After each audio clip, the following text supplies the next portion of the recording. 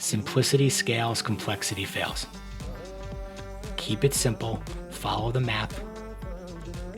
Preparation, discipline, accountability.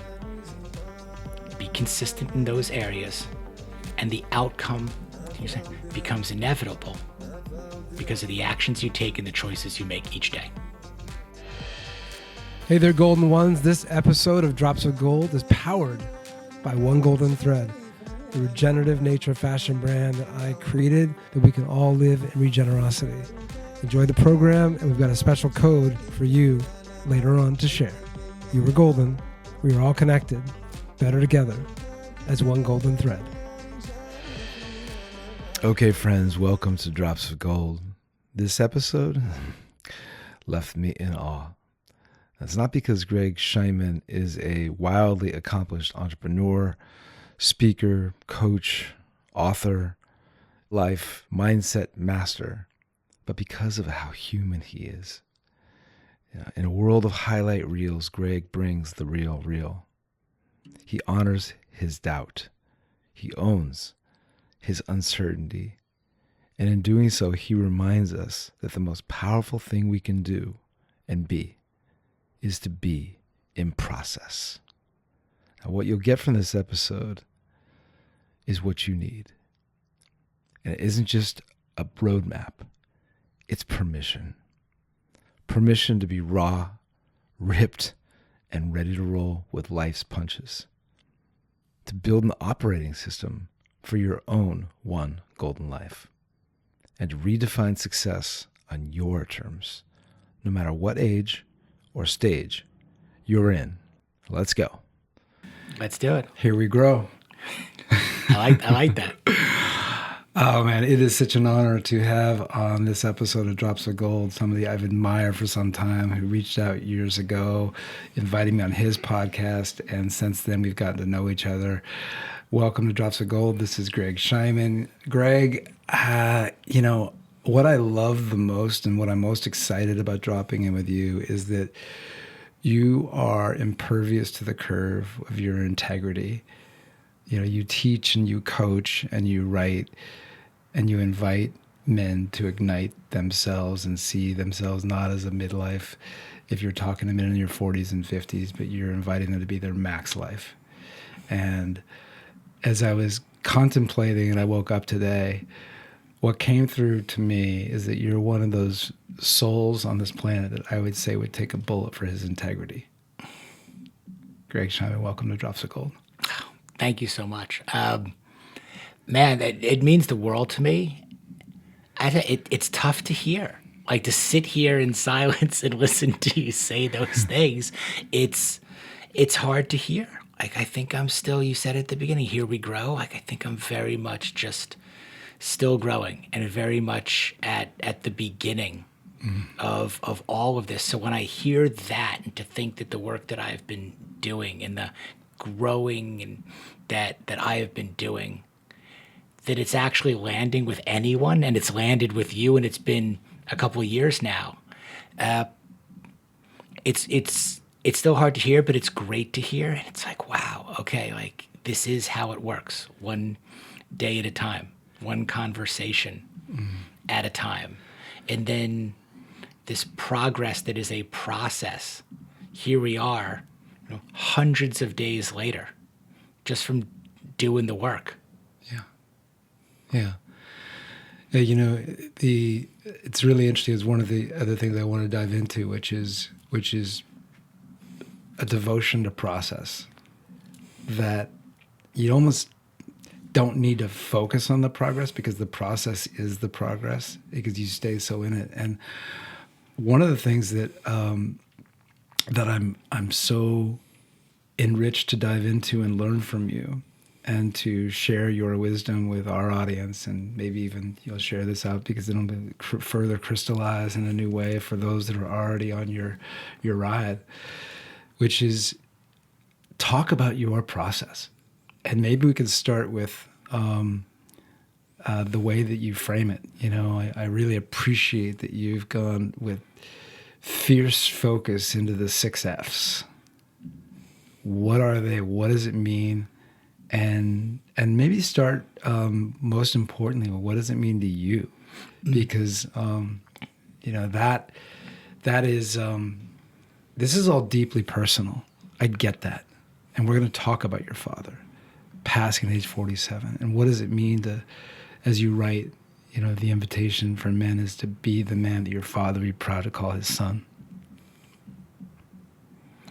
So take us on a journey of the container, and then we'll go back and or maybe we could start there if you'd like. I mean, this is very much of a freeform podcast, so we could actually start wherever you choose to feel into right now. Sure. I think before we get into the 6 F's and the 5 rules, if you will, and the one question that I ask myself over and over again, I do think it's important to take you back to my 47th birthday.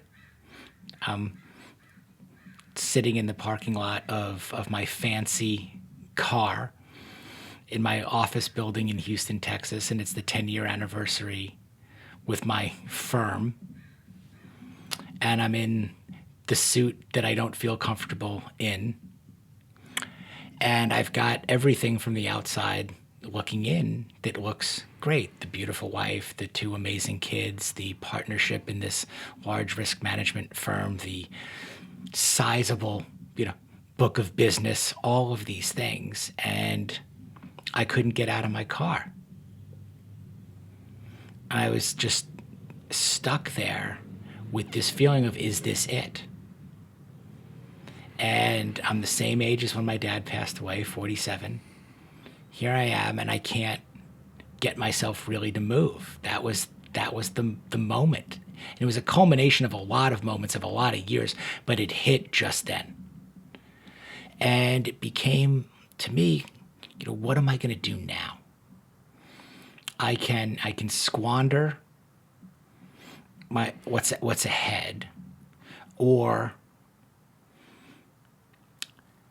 I have to rethink this. I have to reframe this. I've got to release myself. A lot of people said, oh, you've reinvented yourself. I go, I didn't reinvent myself. On that day, I released myself to be who I truly am.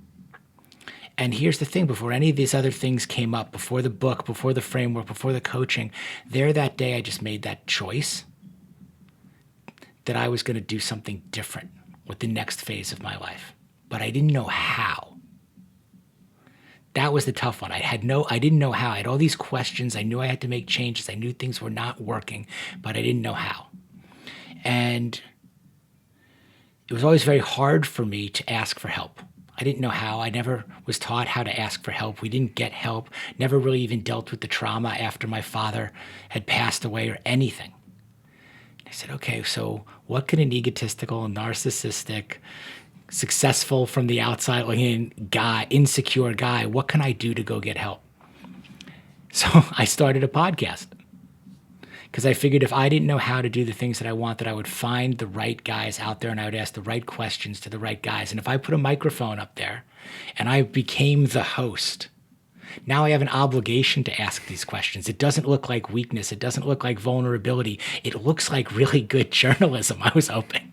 It looks like really good storytelling. But I was extremely selfish in how I approached it, which was, this is all about me needing to figure out how I'm going to get better. And I wrote down that day, salary and title on one side of the page, drew a line down the middle, and then on the other side of the page, it stayed blank for a while. Like, what could I replace chasing salary and title with? And then I drew this circle, and I broke it up into these 6 areas. I think at the first point it had 8 because I just kept drawing lines into pieces of the pie. I said, okay, what do I really care about? Family. Okay, that's number 1, my wife and my boys. Fitness, which is really health. Finance, which is really like, okay, having enough money to do what I want, when I want, with who I want, for as long as I want. There's food, which is nutrition, what you put in your body. Fashion, which is really style and confidence and what you feel comfortable in and putting on your body and your own skin. And fun, which I wasn't having much of. Not the right kind, not the good kind. And I said, what if I replace chasing salary and title with these 6 F's? What if that's what success looks like? However, I broke down the percentages. And that's where the success came from. And I kept aggregating different men out there in the world that embodied what I thought success looked like in these 6 areas, curated down from what I learned from them and heard from them on the show, inviting them in, and eliminated what I didn't think was going to work for me. And from there, I was able to develop the framework and the operating system for how I was going to live. And this took place over 3 years, 47 to 50, to transform my life into what I consider maximizing middle age and developing an operating system and a midlife action plan. MAP is the acronym, because if you don't know where you're going, you're not going to get there. And that's what I follow. Very simply every day. We talked about this a minute ago. Simplicity scales, complexity fails. Keep it simple, follow the map, preparation, discipline, accountability, be consistent in those areas, and the outcome becomes inevitable because of the actions you take and the choices you make each day. Well, we're going to dive deeper into the success, but one of my favorite inquiries to ask somebody not is where they were born, but where they were formed. And it feels like one of those places you was formed was sitting in that car, paralyzed to get out at age in your mid-40s, 47. And so take us back a little bit further, in terms of the what was not working in your life that gave you that crucible moment to realize you had to enter your own chrysalis.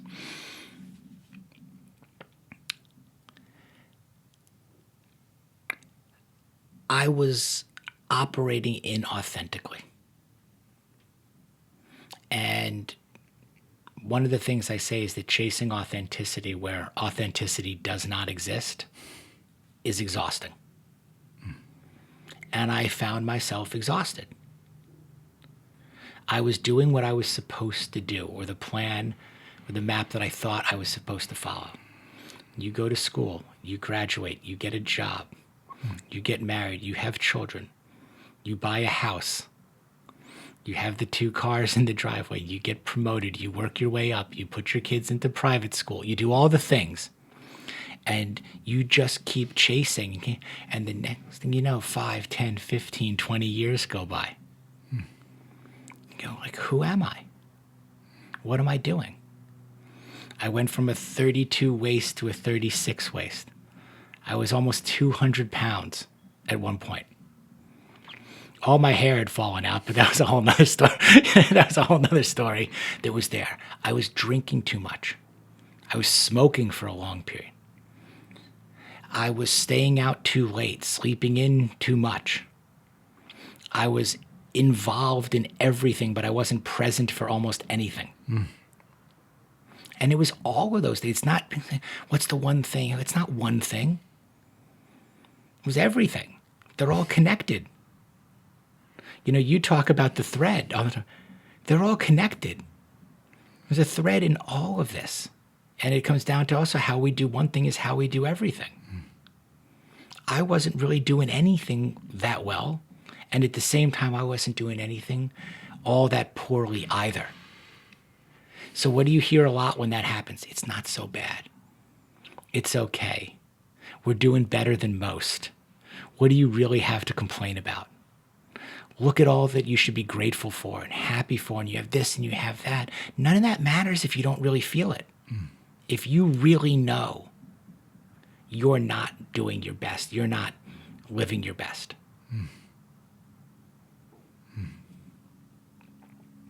It's almost like the ant farm mentality. You're involved in everything. You're present in nothing. You're just moving. You're going. And at the end of the day. And what happened was I felt mediocre. That's what I came up with. It's like, wow, okay. And that was worse because you didn't really hit rock bottom.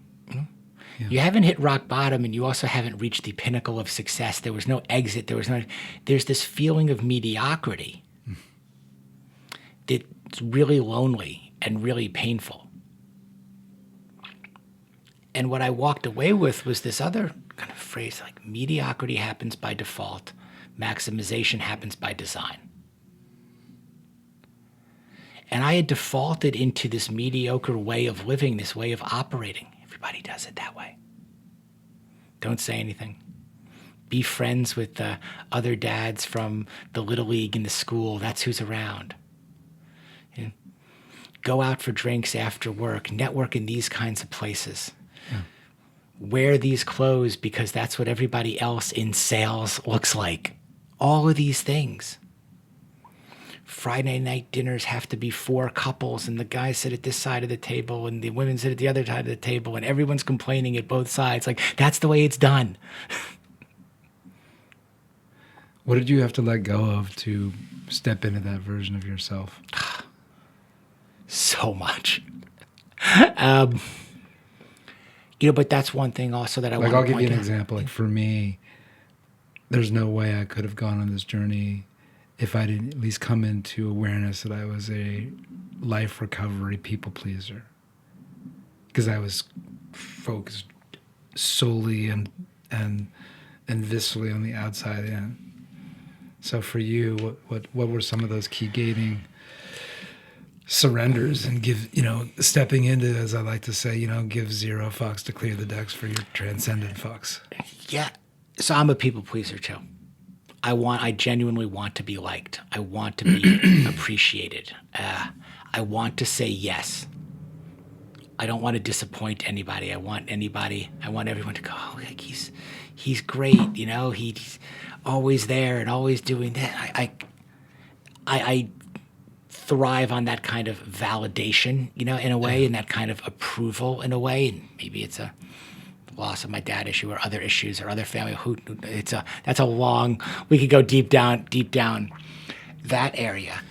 But I'll say this, I wouldn't wish a global pandemic on anyone, but it was the best thing that happened for me and for my family. And I'll tell you what happened was when COVID came about, I was still a partner in this firm, but now I'm sitting at home every day in my backyard. I can dress how I want. I can do what I want. Everything that I was pushing against in a way, and it didn't was now all of a sudden nobody could do it. I didn't have to worry that we didn't have a corporate wellness program, and I really wanted that to get our people up from their desks and moving and not be sedentary. I didn't have to wear these clothes. I didn't have to go to those events. Nothing existed anymore. So I could reset and I could breathe. So when everything is taken away, you get to determine what it is exactly that you want to bring back. And that's where I started. What do I want my days to look like? Now I can look like anything. And I started to rebuild from that perspective. I wanted to focus my attention on, again, instead of chasing salary and title or premium at that point, commissions, I wanted to focus on a different kind of relationship. It was there. I wanted to reclaim what health looked like. So I wrote a standard for what I wanted my weight, my body fat, my health, my everything. I wrote a standard for how I wanted to be from a health perspective, and then reverse engineered back to what work do I need to do each day in my garage gym in order to maintain that standard. What do we need to support ourselves with 2 children going off to college within another year or 2? And there were some parts that I got lucky. I got called into the office one day, and man, I was like, when they called me to come into the office, I thought I was, okay, I'm fired. I don't show up. I don't answer phone calls anymore. I'm home, everything else. And ultimately, our firm got acquired. And I wasn't involved in any of the conversations, discussions. I didn't have that level of equity or partnership. And it was just dropped on me that we were getting acquired. And this hanging on that I was doing, not knowing whether I was going to be able to hang on or for how much longer I could blow this situation. And oh my God, my family would be in all this turmoil and have to start over at 47. And I put 14 years into this. And we were being acquired, sign here, and my life changed. And there was a different kind of freedom that I now had. And I don't know if I've ever told this to anybody before, but I think my checking account on the day that that happened was, I think I was fucking overdrawn, to be perfectly honest with you. You know, you're robbing Peter to pay Paul. You're juggling. You're going from all these different things. And like 10 days later, there was $1 million in my checking account. And I was like, actually, I think it was a little lower because it covered the overdraft fees. So it was like, you know, it's like, okay. And I had to stay for a year. That was part of the deal. And I made it 9 months before they did let me go. They're like, you don't want to be here. Like, you're on a whole different journey. You're on a whole different plane. So we're gonna let you go. And it's been a a while since then, and I continued down the path of called personal growth and personal transformation, interviewing hundreds of men like yourself, applying what I learned, turning that into the book. The book became opportunities to speak and talk. Speaking and talking became opportunities to work with men one-on-one in a coaching capacity, to talk about really strategy, midlife strategy. Not just coaching, but strategy, conversation, communication, collaboration. How do we develop operating systems, action plans that make you feel, live differently? And reframe, redesign what midlife looks like and how to maximize it. And you get to choose what that looks like.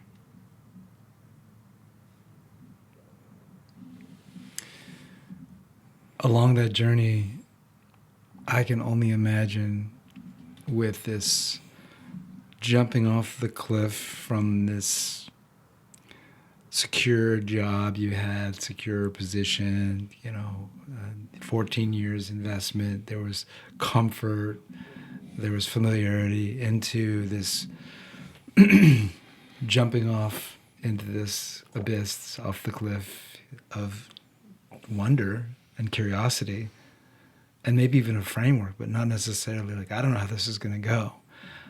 I can only imagine, as somebody who went on a similar journey in 2016, that there were moments of coming in a right relationship with, is this doubt or is this uncertainty? And those are a frame that I'd love to have you speak to, because, those moments of doubt, which is fine, because honestly, it can steel can sharpen steel, but doubt is that thing that paralyzes us because it questions our own ability and my own personal experience, my ability to take that next step. I doubt myself, versus uncertainty, which is, I don't know how this is going to go, but I'm going to take that step with confidence and see how it goes. And maybe that no is going to be the dopest yes, because it's going to open up another doorway. And it's like as Burge Goldcap was just on the podcast, he told the story of the Chinese farmer, which is this beautiful fable about all these series of events happens to the Chinese farmer where his horse runs away, and everybody, and they're like, this is such a tragedy, you've lost your prize horse. And he says, maybe. And then the next day the horse comes back with 7 feral horses that it brought from the wild. And they're like, this is amazing. And he says, maybe. And his son gets on one of the feral horses to try to break it and falls off and breaks his leg. Oh my God, this is a tragedy. Your son, your poor son. You must be so upset. It's just, what's going to happen? Maybe, it's like, and again, it's just like going, next day the military comes and takes every able-bodied man for the war, that everybody gets slaughtered. And his son was not chosen because he had the broken leg. And so it's just turns into this thing of letting go of preference.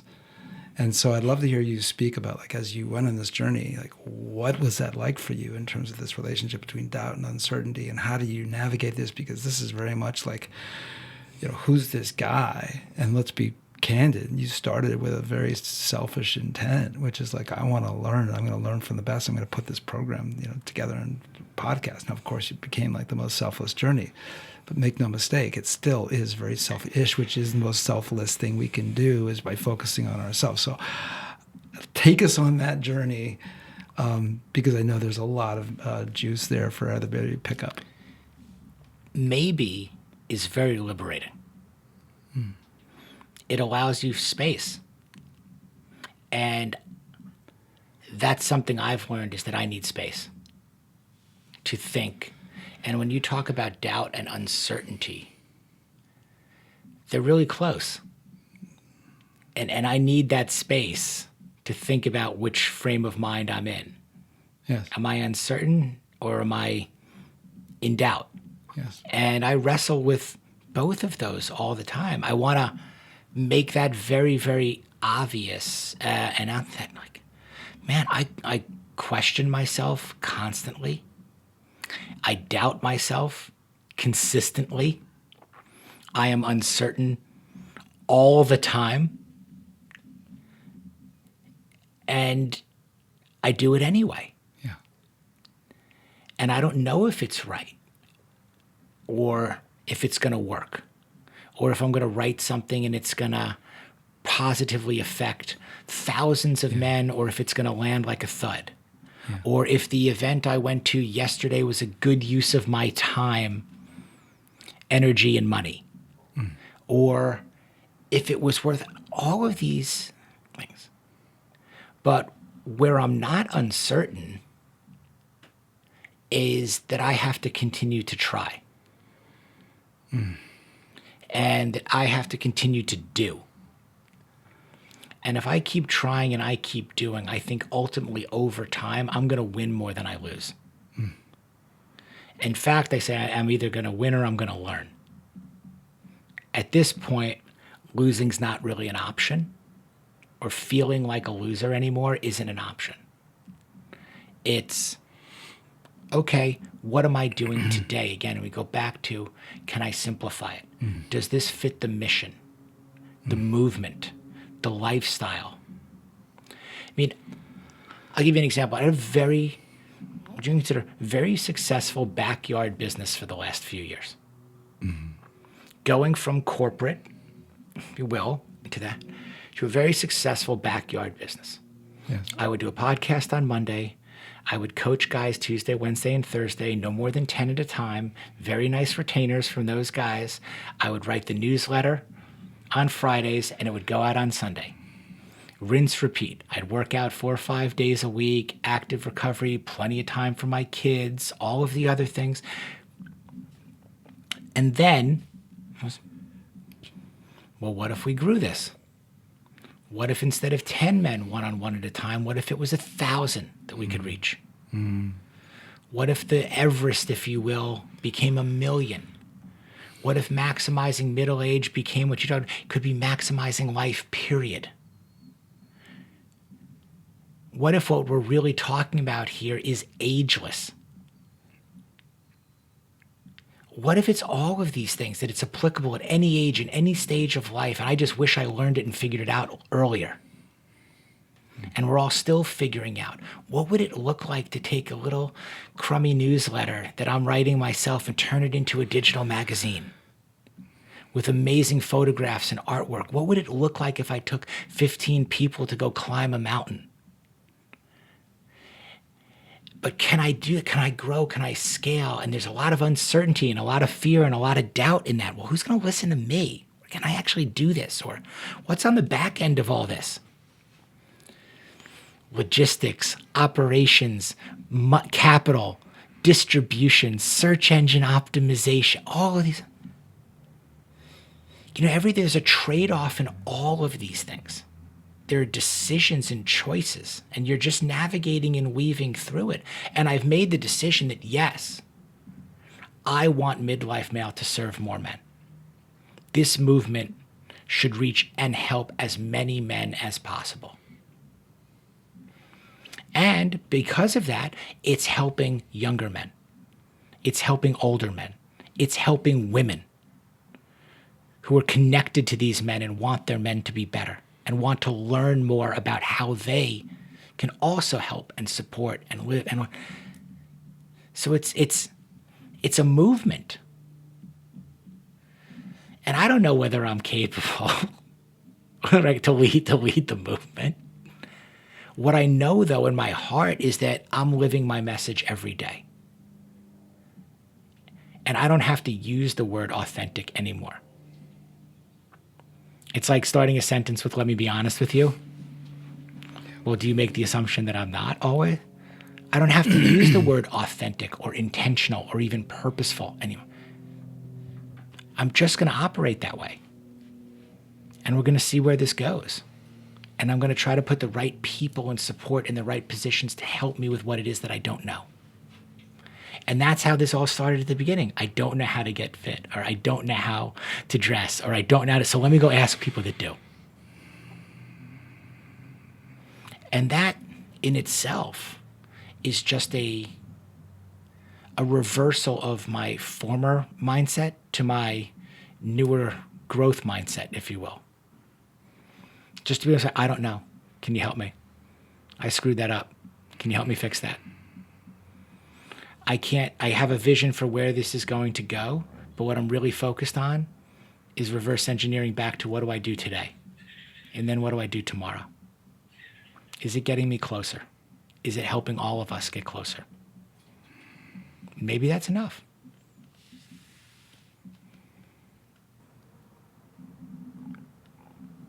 Yeah, the reason why I'm speechless is this is big, what you just said. And it's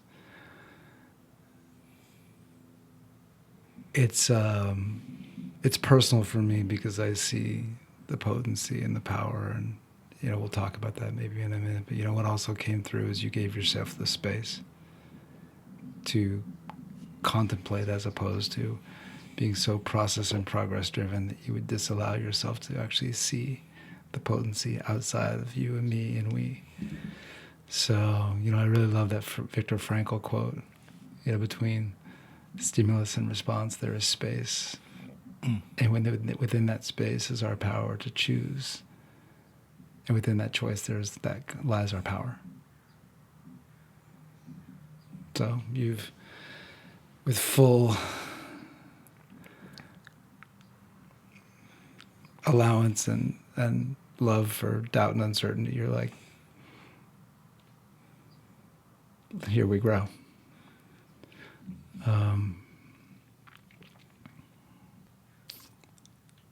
Buckminster Fuller has a incredibly powerful, I don't know how much everybody knows about Buckminster Fuller, and I certainly know enough to occupy the freckle of my pinky. And I appreciate that he's an architecture for humanity, not just structures and beings and shapes and geometry, and he speaks to the construct around tensegrity. Have you ever heard of that term? No. Okay, so colloquially, think of it being the integrity of tension. That to produce a diamond, it requires tension, and tensegrity can just be 3 points. It's almost like how does a teepee stand up so strong? It should just be 3, because they're and it produces something that is strong and powerful and is structurally integrous to allow you to build upon. And if I may, the reason I got chills is you were speaking to this point that the 6 F's and the constructs and the thoughts.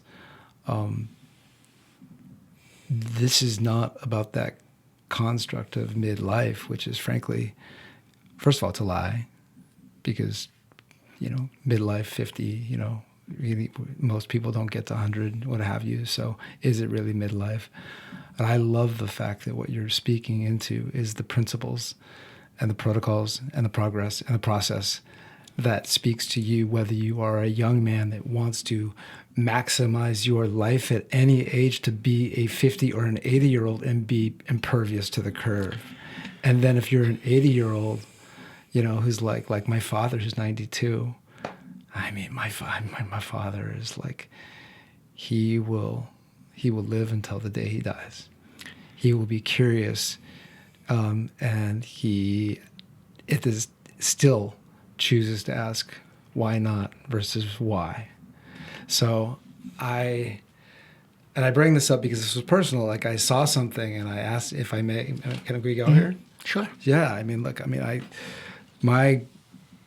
sure, those people know me as being a creator of a clothing company called One Golden Thread, and now a podcaster, and those that know me from my past knew I was a recovering ad guy and, serial entrepreneur. But like throughout my entire life, what's come so naturally for me is like this gift of seeing the gold that resides inside others and their ideas and their ideals, and the gold that truly like is the full ignition.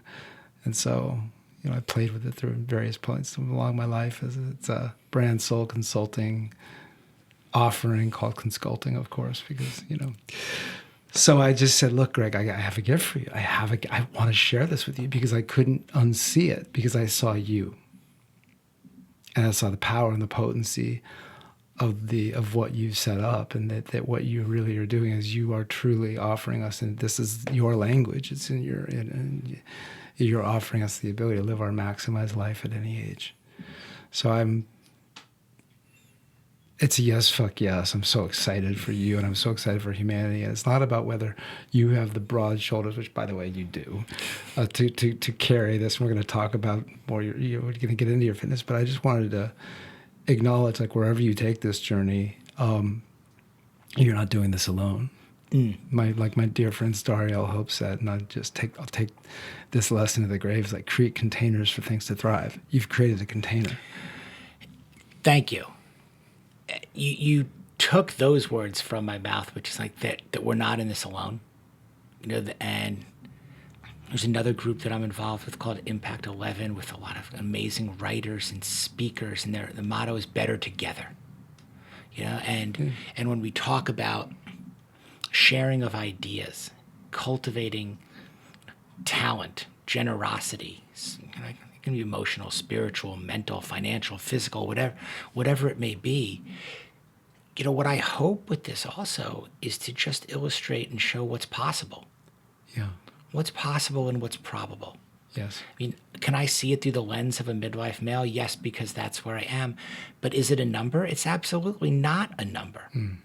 I know some really old 30-somethings. I know some really young 60-somethings. To your point about your dad, my buddy JT just hiked with his father, who's 76 years old, mile after mile. I met Jim on the mountain last week in Mont Tremblant. He's 81 years old. Going up there. He was on this mountain hike as well? Yes. And you just look around and that is real inspiration. That is real intention. To me, that is real possibility. Yeah. And then you look and you go, the next level of possibility is probability of success. And then you go, okay, how? Yeah. How can I do that? How can this work for me in all of these areas? And look, it's never too late. It might sound cliche, but people ask me, well, when did you start? I can tell the story of the day in my parking lot or whatever. I go, but the real answer is today's the day you start. That's the answer every single time. You don't need a tipping point moment. You don't need to be in the parking lot of your car. You don't need to wait for the perfect time to start, because the perfect time doesn't exist. You just rattled off all of the things that you've done: serial entrepreneur, recovering ad guy, all of these other. There's never a perfect time to start a business. There's never a perfect time to leave your job. There's never a perfect time to just go to the gym when you haven't before. The answer is always today. If that feels like if that's what you need, then you have to give yourself permission to give that to yourself. Yeah. And that does not, I do want to preface that does not mean to make galactically irresponsible decisions either. Because here we are, at least for me, in middle age, with obligations, responsibilities, commitments, and you have to honor those too. So who you listen to is also very important. You can listen to the quit your job and follow their passion, movement. Might again be the most galactically irresponsible thing you could do if you did it right then and there. Yeah. You could listen. or you could make a plan. So when I say today is the day that you start, don't take that as irresponsible. Just go jump into the deep end of the pool, wherever. I say today's the day that you start, and the way that you also start is you start by making a plan. It might be the day you walk out the door of that, but it might be today's the day you start making the plan, because 3 years from now you're going to walk out the door. Yeah. And in the meanwhile, you're just going to see it differently. You're going to operate differently. Yeah. You're going to approach it all differently, responsibly. Maybe the first day, again, you put down a Diet Coke and you swap it for water. You go for a walk, instead of taking the car or the bus or whatever. Today's always the day you start, but it's the day you start making better choices. That's the key. So you start making the better choice the majority of the time, the majority of your life gets better. And I want to finish that with you. The single question that you can ask yourself over. Better one or better two? That's all you have to do.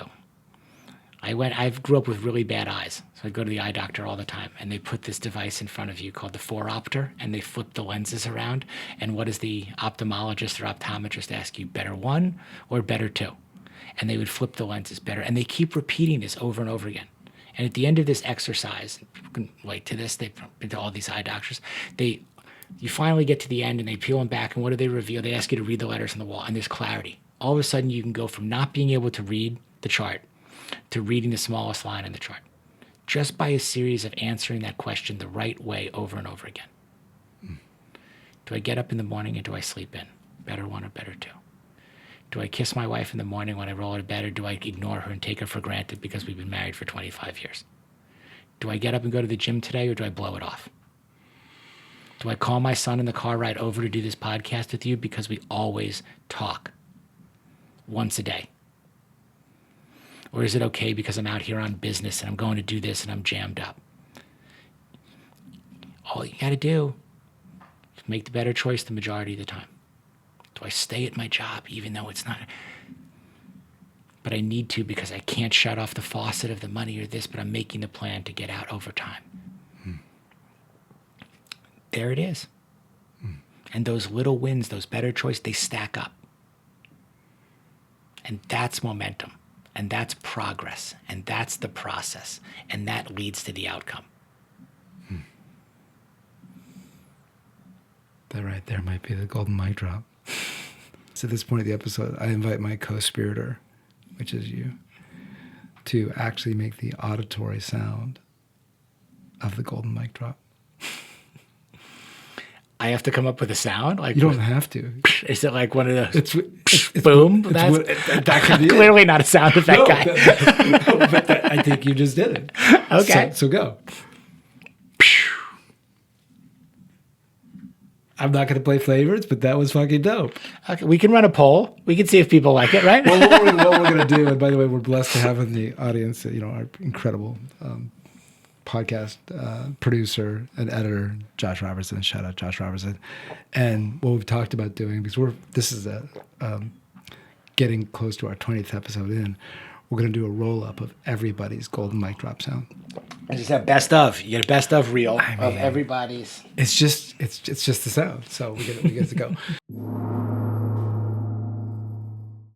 When I first whispered the words to myself, human nature, in reference to the connection movement, morphed into a somatic clothing brand, it wasn't marketing. It was remembering, a knowing, a homecoming. At One Golden Thread, human nature is not a tagline. It's a mantra, a mirror, a movement.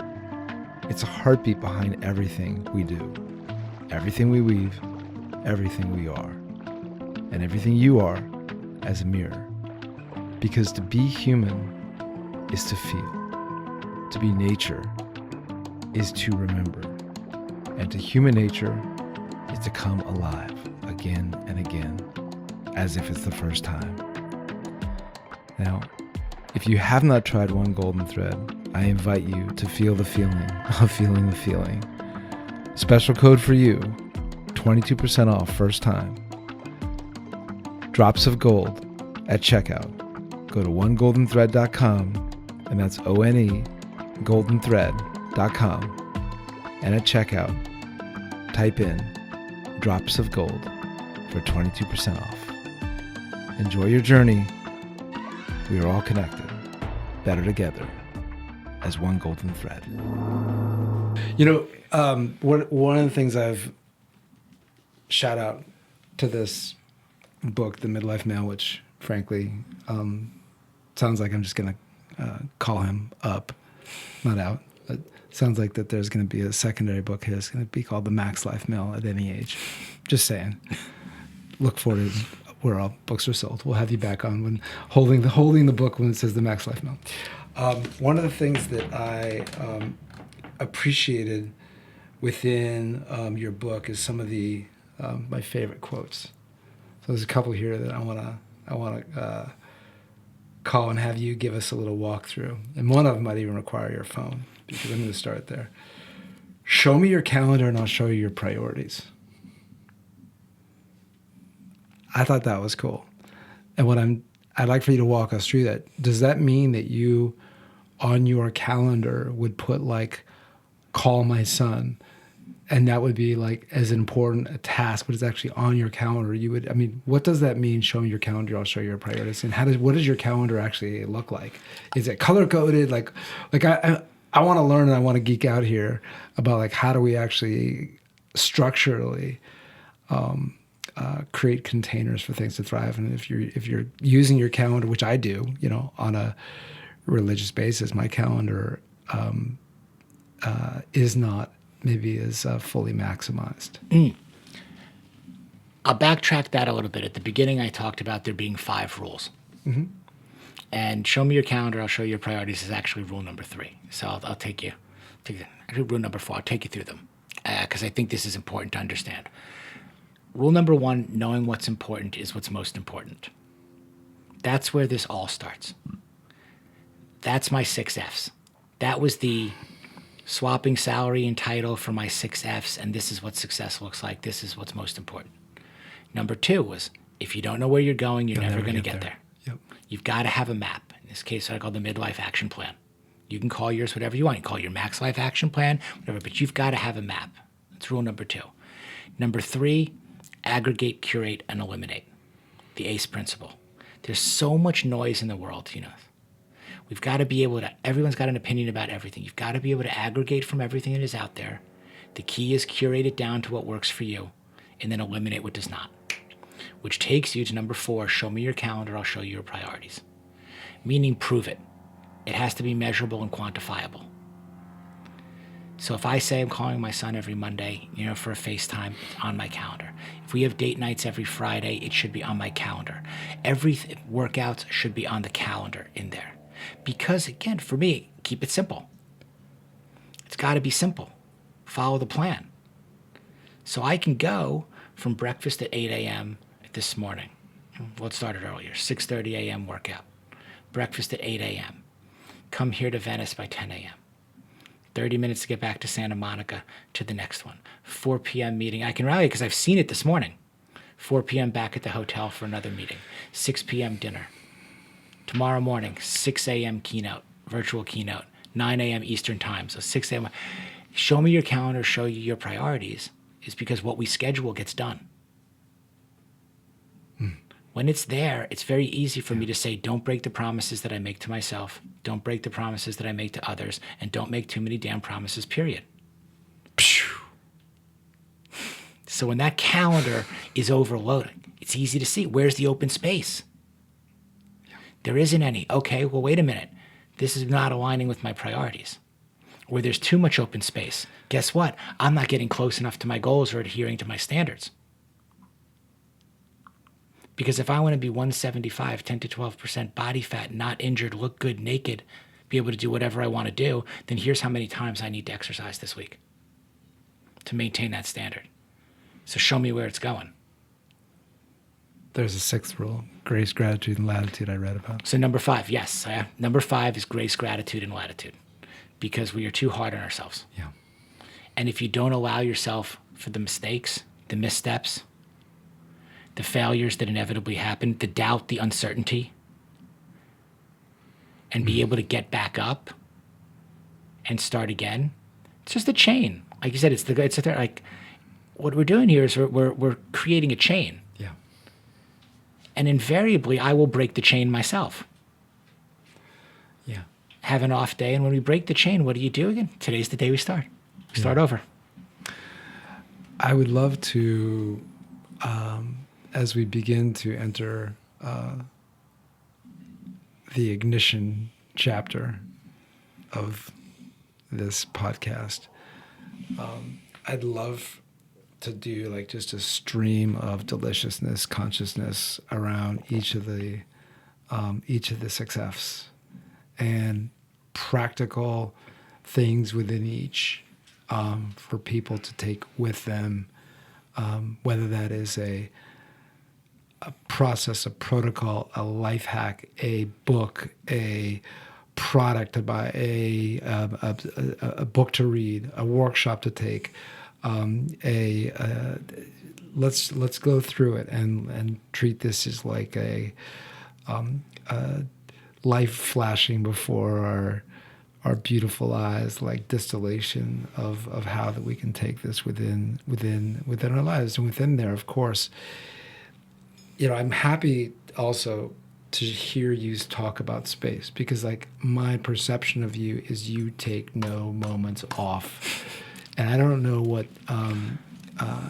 actually I do want to go here before we go to there. What drives you?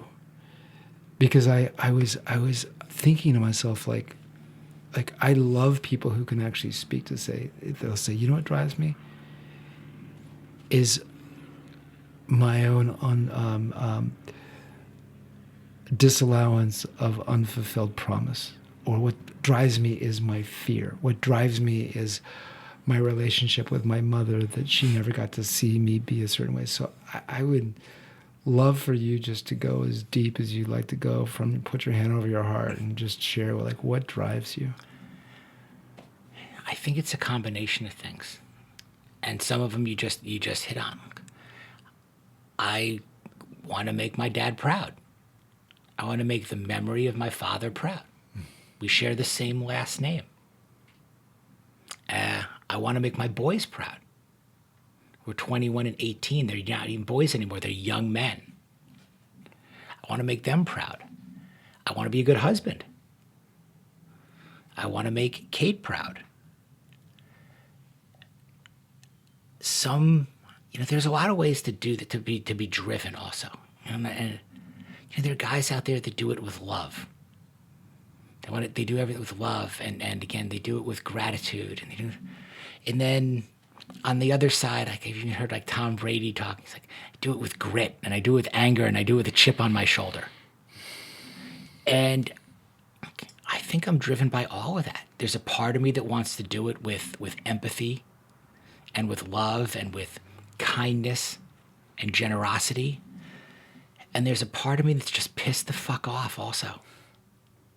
It's just like angry and bitter and resentful and entitled at other people and myself and all of that, and missed opportunities. And now I'm playing catch-up ball, and I'm a slow learner and a late bloomer, so as happy as I am about certain things, I'm always like, wow, how come I didn't get this earlier? So I think it's all of those things. And I live in kind of this perpetual state of kind of conflict about where I really sit emotionally. Am I comfortable with myself, or how uncomfortable am I with myself? Imposter syndrome, integrity, authenticity, reality.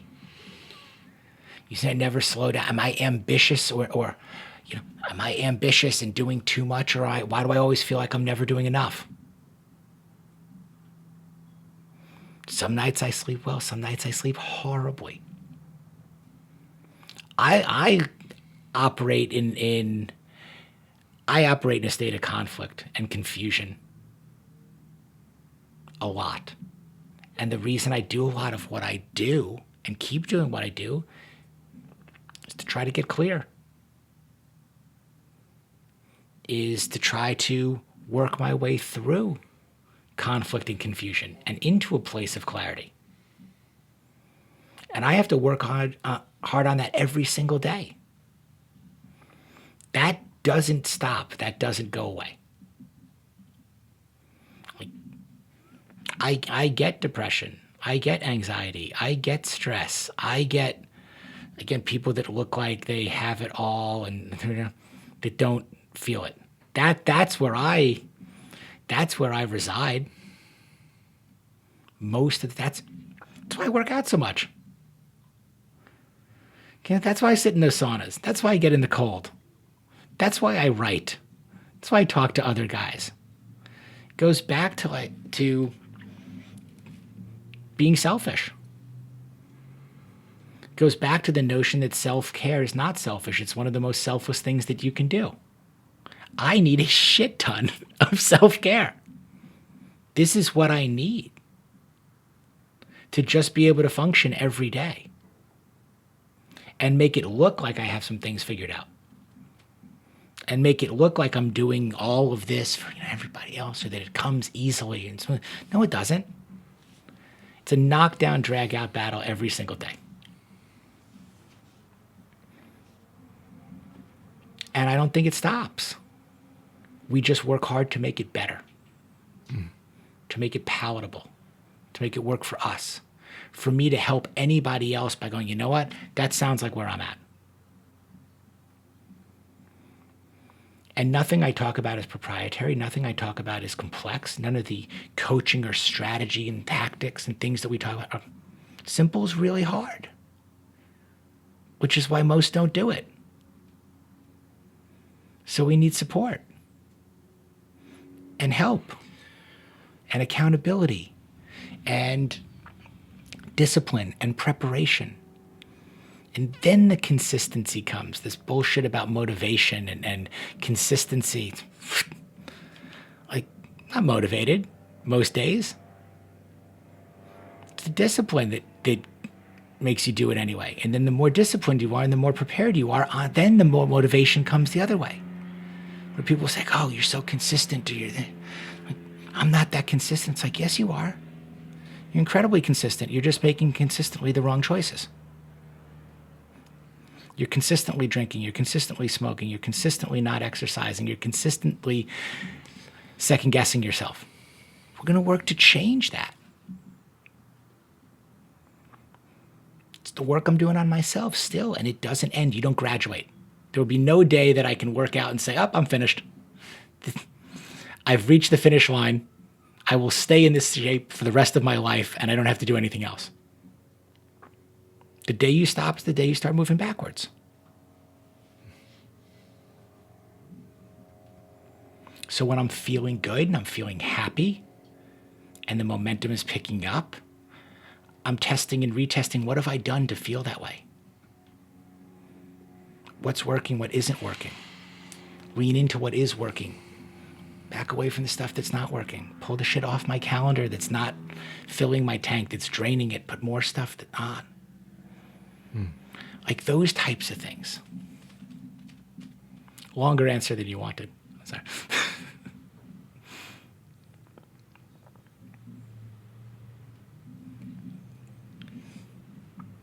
That was the embodiment of raw authenticity, right? And I would may I offer you a reflection? Of course. Okay. So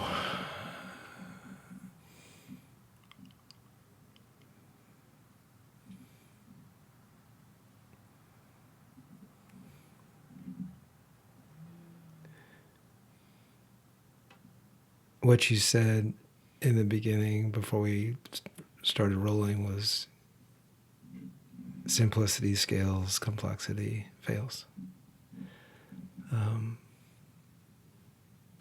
You also talked about the importance of others being proud of you, and that's one of the things that drives you, and also this feeling of I don't have shit figured out. I'm figuring it out always. You know, you're the master of the reframe. it's not, you have mastery in reframing for others and for yourself. What if you gave yourself permission? What would it feel like if you allowed yourself the reframe of saying, yeah, it's true. I've got nothing figured out. I'm figuring it out every day. And instead of from a place of like angst and fear and feeling like I need to earn pride, what if there's no more earning? There's no earn-out. Your father is so proud of you. And you allowed yourself to really receive that. Your family, there's nothing left to prove. You've, just by being you, and even in that space that you talked about, you are the embodiment of what a man means to stand and what they stand for. And within that, what you want to do is to invite this to others. What if you gave yourself permission and you saw that by allowing myself to be more simple and saying, like, I've got nothing left to prove, and just get, and this drive comes from a place of actually just more like space. Mm-hmm. What would that feel like inside your body to realize like you've done it all. Now it's time to just allow yourself to receive with ease. And what would that feel like for others? I believe this would feel wonderful. Mm. And it's an integral part of the work that I'm doing on myself and with others. Yeah. And what I've also learned is that, again, I am not alone in this. No. And my clients, my friends, are not alone in this. Yeah. What's remarkable is the other men that I hear from. Yeah. That say, I got goosebumps from hearing you speak about it. It was like it was like hearing myself, or I'm going through the same thing, or here's what's happening. And it's okay. You said giving yourself permission to say, okay, well, maybe the number one goal here, the standard that I'm trying to uphold, is to be proud of myself. And if I'm proud of myself, and if these other men, if we can make them proud of themselves and feel that and live that way, well, now we really have something unique and something really special. And that's the movement. Mm. Mm. Individually and collectively. Mm. That's where the iron really sharpens iron. Mm. So I'm giving and receiving simultaneously. Iron sharpens iron. Gold polishes gold. So that feels so powerful, to give yourself permission to see yourself through that lens and realize there's nothing left for you to prove or even do. Therefore, everything that you do comes more with effortless ease. So, perfect timing. I guess I have a gift for you to embody that. Pick a wrist. Pick a wrist. Of course, you pick that one. Inner power. Is there a difference in the meaning? The right wrist represents your inner power. Your left wrist represents your inner peace. They both speak to each other. Okay. So, see, this is how I learn.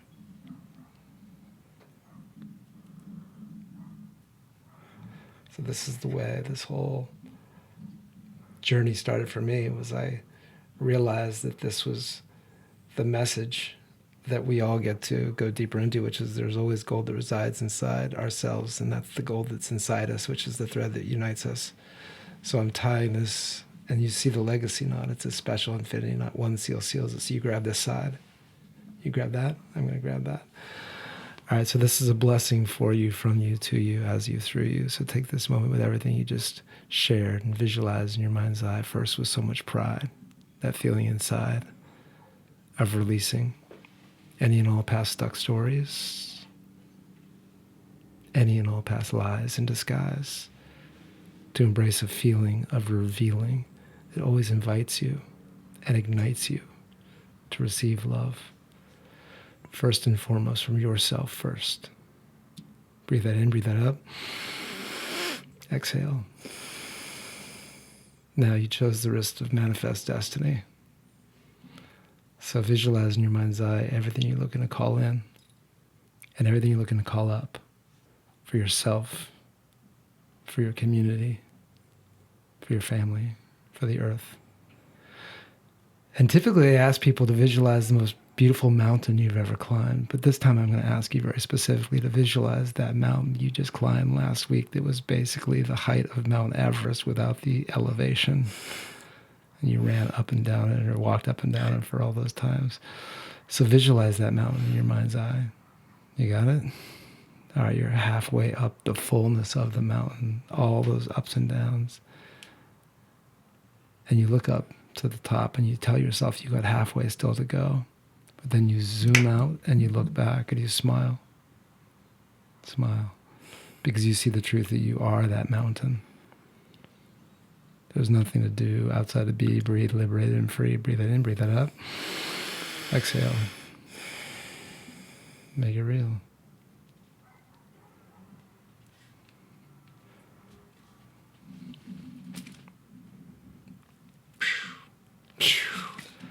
So this is going to be cool. By the way, as I'm looking at your tattoo on your right arm, it says 1111. We'll get into that. It's amazing. But the most magical thing that's happened in the history of my life is I've tied tens of thousands of golden threads on people's wrists, and people put their hand over their heart. I've asked everybody the exact same question. No two people have ever answered the question the same way. Giddy up. Greg, what does it mean to you to live life golden?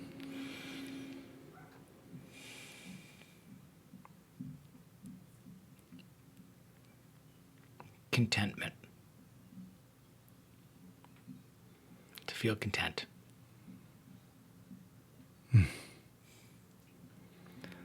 And what is a self-love tip you've discovered to tap back to that when we forget? Slow down. Nothing is happening as fast as we think it needs to happen. That turn off that sense of urgency. Yeah. And say slow is smooth, smooth is fast. Slow down. The golden thread that connects us all is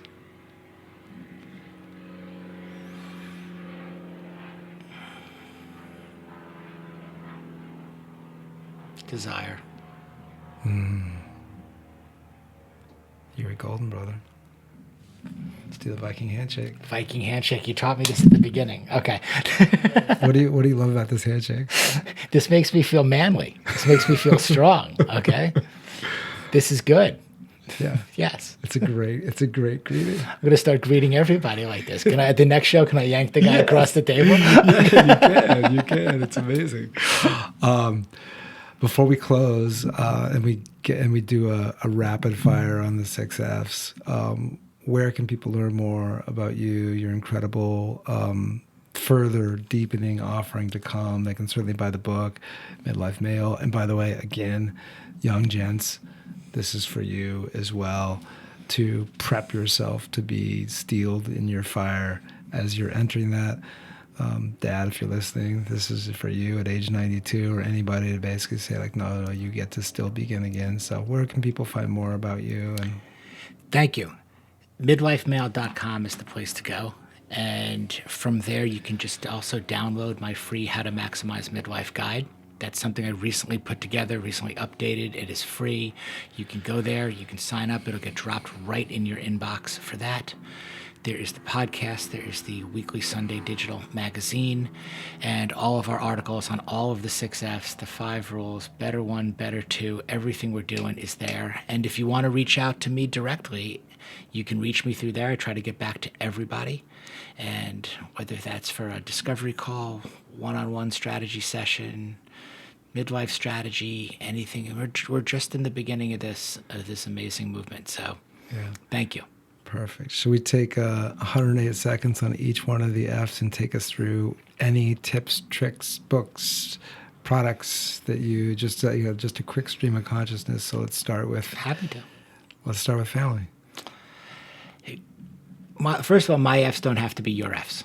The cool thing about this, I mean, my 6Fs are the ones that I've developed that are most important to me, and that's what it is. You can have 7, you can have 4, you can have different Fs. They don't all have to be Fs for some in there too. So let's get, family is number one for me. That's where this all starts. And when I talk about family, it doesn't have to be your immediate family. In my case, that's my wife and my 2 boys. They can be friends that are family. They can be whatever situation and circumstance that you're in where you have someone or some things that feel like family. Start there. When we apply those rules, my family stuff goes on the calendar first. Then I back into any of the other professional obligations, responsibilities, things I want to do. So it starts there. That's actually a beautiful drop right there. Start when you put your calendar together. I never even thought about that. Actually, don't start with the meetings and the thing. Put the things that are sacrosanct as it relates to building. That was a major life reversal. Yeah. We think it's the other way. It's not. Okay. Fitness. Let's go. Fitness is really health. Define what health looks like for you. Like I said, my standard for fitness now at 51 years old is to be about 175 pounds, 10 to 12% body fat, not be injured, be able to do what I want to do, when I want to do it, for as long as I want to do it, and look pretty good naked. That's the standard. So what do I need to do to maintain that standard? So for me, that's 4 to 5 days a week of activity, mixed modalities. That's boxing, rucking, weightlifting, hiking, swimming. It's just really being active. It's a few days of active recovery, saunas, cold plunges, yoga, sleep. But do things that you enjoy. I don't look at it necessarily as fitness. I don't like the term working out either, because that makes it feel like work. It's training. It's life. It's health. It's happiness. Sustainability and longevity are the goal for me at this point. Okay, so fitness is what the drop there for me is just find something that actually you enjoy, so it doesn't feel like work or even process, but it feels like just purpose and passion. Yeah, it'll be hard. Yeah. Of course it is. It's hard to do it, but you gotta enjoy it. Finance. Define what wealth looks like, and that's different for everybody. Look, I had worked with guys where you hand them $100 million and they go, fuck yeah, tighten the tie. We're only 900 million away from $1 billion. That's what we're... Get some other guys where they write the hit song and they walk off stage and they go, thank you, Seattle, good night. I'll collect royalties for the rest of my life and live in Costa Rica and feel great. You have to figure that out for yourself. Yeah. I define it as, I want to have enough money to do what I want, when I want, with who I want, for as long as I want. That's it. It's very different at 51 than it was at 25. Okay, so what does financial stability, security look like, again, from a sustainability and longevity perspective? Okay, the next two, what we put in our bodies and what we put on our bodies. Let's start with what we put in our bodies. And food is all about, again, it's nutrition. What we put in our bodies matter. I operate 80-20. 80% clean, 20% I enjoy cleaning up whatever my kids leave, my boys leave over. I don't want to get hit by a bus and say I haven't had a cheeseburger in 2 years. It doesn't sound like a whole lot of fun, to me. So I'm intentional and I'm conscious about 80% of the time. It's high protein, it's meat, it's chicken, it's fish, it's vegetables, it's rice, it's potatoes. A lot of the same stuff over and over again. It's fruits and oatmeal in there. And 20% of the time, I give myself that grace, gratitude, and latitude. If I want the cookie and the ice cream, I'm going to have it. Are you a supplement guy? Limited supplements. So I take 5 grams of creatine every day. I have for years. I take a packet of Element electrolytes every morning. I take a multivitamin to check that box in there. I started on TRT at 49. What's TRT again? Testosterone replacement there. Okay. So I started on that at 49, and it works for me. Minimum effective dose, very careful with that. And, that's what does that do for you? It's an injection every Friday. I mean, my thing was my testosterone levels were really dipping in my mid to late 40s. And after checking that and getting my blood work done every quarter, year after year, I was at a point where I was lacking in energy and I wasn't recovering the way I used to. And I wanted to gain some of that energy back and feel a certain way. And after careful consultations with my primary care physician, who I trust very much, and looking, that was a decision that I made. It wasn't to get bigger, stronger, more muscular, win anything. It was really just to get myself back to feeling the energy that I expected of myself. Let's talk about what we put on our bodies, which is actually, ironically enough, the way we first met. So, go.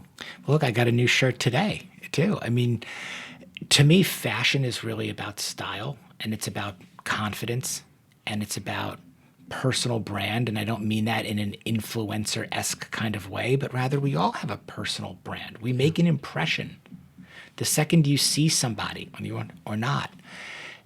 I want to wear things that I feel confident in. Things that make me feel good, stand up taller, smile a little brighter, in there, that fit well, that look good. And for some guys, that might be a power suit. And for other guys, it might be a pair of ripped jeans, and a t-shirt. Again, whatever it is, it's a very personal choice. And that's the way I view it. I just want to put things on my body and wear things and express myself differently at certain times, but wear the same thing a lot of the time because it makes me feel good. I just don't want to go anywhere and feel uncomfortable, if that makes sense. I spent a lot of years feeling uncomfortable.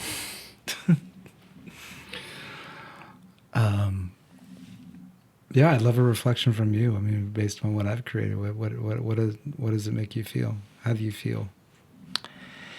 I feel I feel good. I love the fabrics. I love the fit. I love the room. I don't like collars, like restricting collars. So I don't like ties, for example, and button downs and stuff. I like things that flow. There's that there's that line between where things could be like too tight and seem like self-conscious and show-offy or whatever, or like too loose and it just removes all the silhouette also. Yeah. You got to go back to, again, the middle kind of being the sweet spot. Yeah. In there.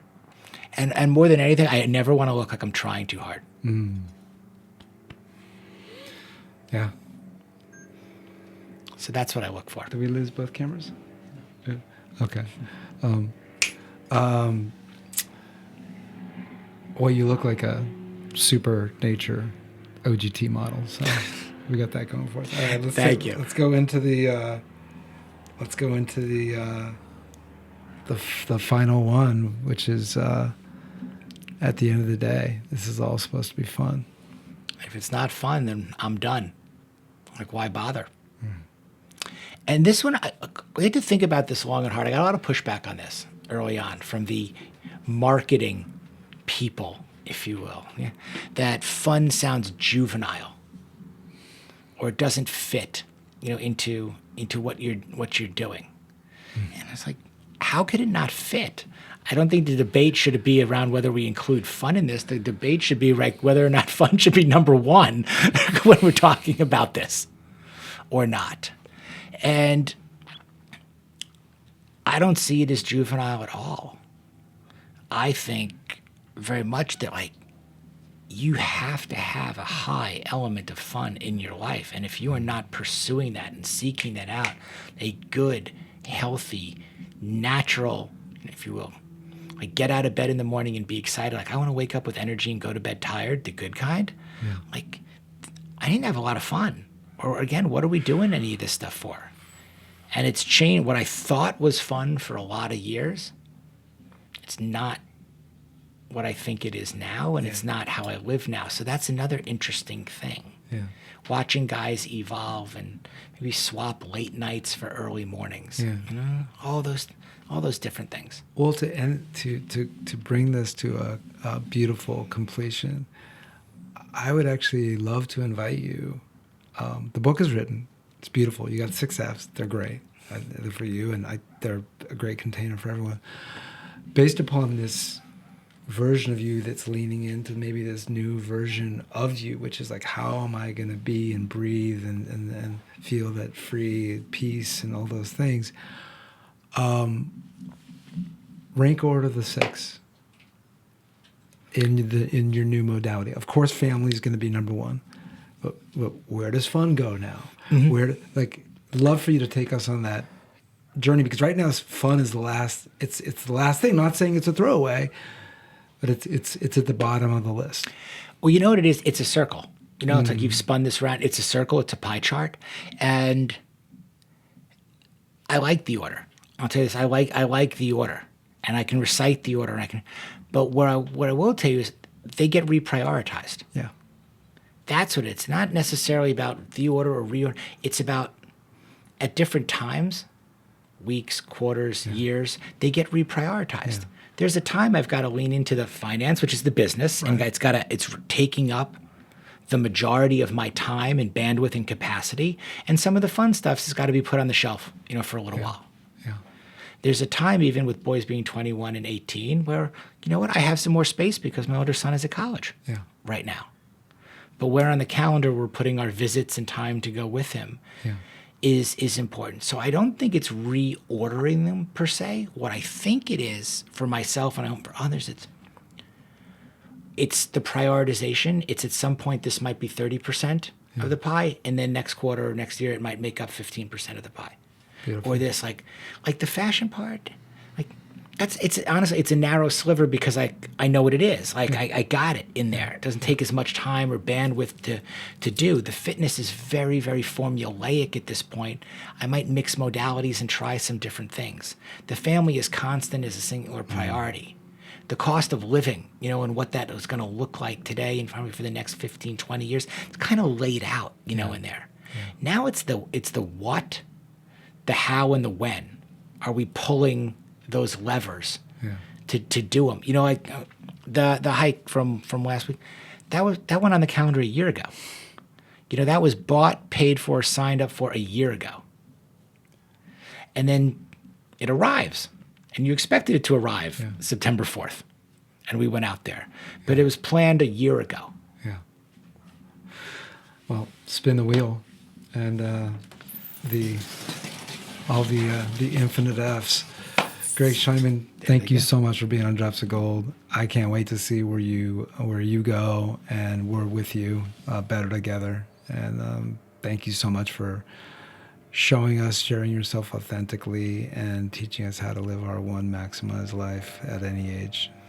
Always love catching up. This was terrific. Thank you so much for having me. Viking. Got it now. 3rd time's the charm. Exactly.